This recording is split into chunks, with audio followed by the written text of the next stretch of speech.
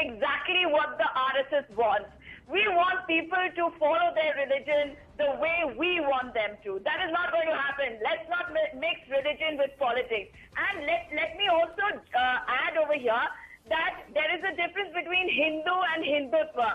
And if I can tell you, I'm telling you from which page, 296 of Samagra Savarkar Vagmay, where he has said that we are two nations, we are two antagonistic nations, and infantile politicians like Mr. Bhagwat, who professes to be from a cultural organization, think that we are one nation. This is what Savarkar said. And what about the majoritarian democracy? Sujata Paul, again you missed the whole argument altogether, ma'am.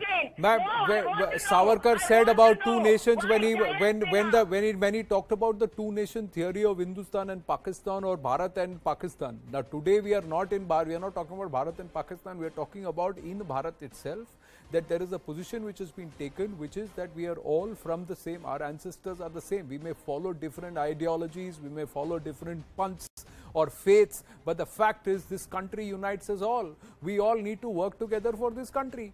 Do you agree with this message or not? That's all I am asking you. I'm telling you that we are not going to tell people how to behave, but when Mohan Bhagwat tells us that this is the manner in which people should be practicing, or our DNA is the same, what is the new thing that he's telling us? Of course our DNA is the same. So you agree with him? You agree with him? And he's also saying that cow slaughter is punishable by law, so they should be punished by law. Don't lynch people. So you agree with that also? And also, who lynched a clerk?